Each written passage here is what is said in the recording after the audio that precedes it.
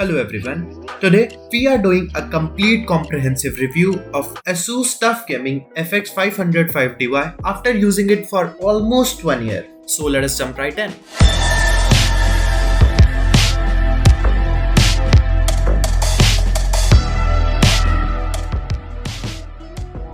So the laptop rocks an AMD Ryzen 5 3rd generation 4-core 8-thread processor, an AMD RX 560X GPU, 8 gigs of RAM out of the box, which I upgraded to 16 gigs, a terabyte of hard drive. I also added a WD Black 250 gig NVMe SSD, and it has a 60Hz 1080p display.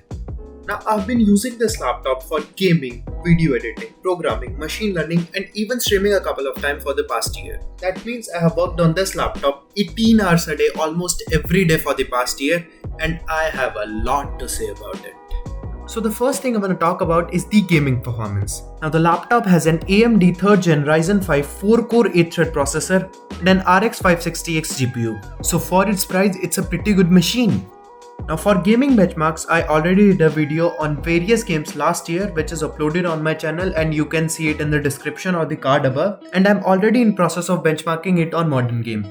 So subscribe right now and press the bell icon to stay tuned. So to list a few games that we did on this laptop, Counter-Strike Global Offensive runs at about 160-190 FPS on high settings, PUBG runs about 25 to 30 FPS on medium settings, PUBG Lite run on about 60 FPS on 1080p resolution medium settings, Fortnite runs at 60 FPS constant on medium settings, Crysis 3 runs at about 60 FPS on medium settings, and surprisingly Shadow of the Tomb Raider was running at about 30 FPS on medium to high settings, which is pretty good. We are doing a benchmark video on more games which will be out soon on the channel. Now about the thermals, the laptop has 3 fan modes: silent, balanced and turbo, and it has to be put on the turbo mode while gaming to get best performance, which makes it very loud. Further, during summers in long gaming session, it starts to thermal throttle and requires an air conditioned room or a cooling pad if you wanna do like 3-4 hour long gaming sessions. Now being a full-time programmer and a machine learning engineer,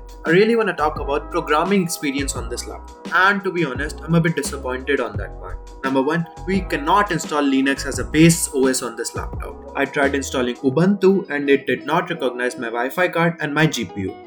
Talking about the GPU, it doesn't have CUDA code, so we cannot do things that require a large number of calculations like training machine learning models using the GPU. And also a RAM and SSD is necessary if you want to do code development, which we had to buy later and install. Now battery life is generally a bit of a concern in gaming laptops, and it stands the same for this laptop. Under normal usage, which is when you are not gaming or training models, the battery lasts for about 3.5 to 4 hours. However, surprisingly, the charging speed is really good. The laptop charges from 0 to 100% battery in about an hour and 45 minutes. Further, gaming on battery is out of the question because frame starts to drop for obvious reason. The laptop throttles down both the CPU and GPU to save power, as battery can provide enough to handle the loads. Now talking about the keyboard, touchpad, speakers and webcam of the laptop, according to ASUS, keys have a travel of 1.8mm and have been rated for up to 20 million keystrokes.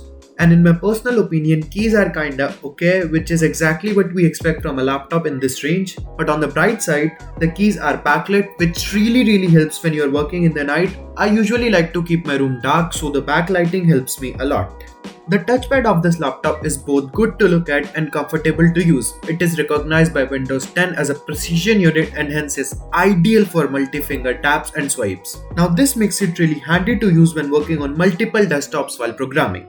The webcam is like an average laptop, nothing special there, works okay in bright light, sucks in low light. The laptop has 2 side-firing speakers which I don't even acknowledge exist. They works okay at about 70% and they start to distort above that, but the laptop really makes up for it in headphones with DTS Headphone X, which makes the sound in headphones really clear and immersive.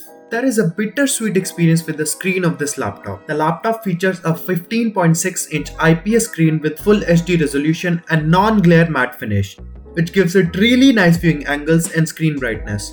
Also, the thin bezels both on the side and the top gives you that satisfactory feeling. But on the downside, the screen refresh rate is just 60Hz, which sucks for gaming. Although at the price, the modesty is understandable, but I still wish it could have up to 120 or 144Hz. addressing the elephant in the room, the price. This laptop really shines in the pricing department.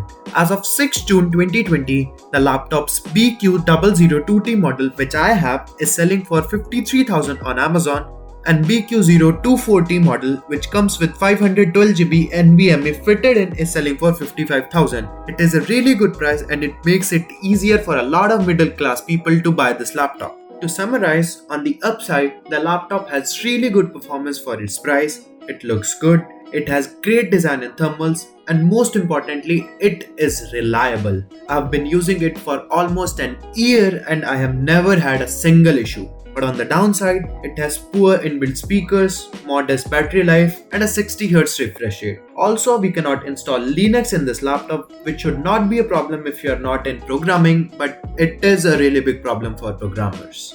So guys, we have reached the end of the video. We are coming up with daily live streams and regular videos, so press the subscribe button and the bell icon to get notified instantly. Peace.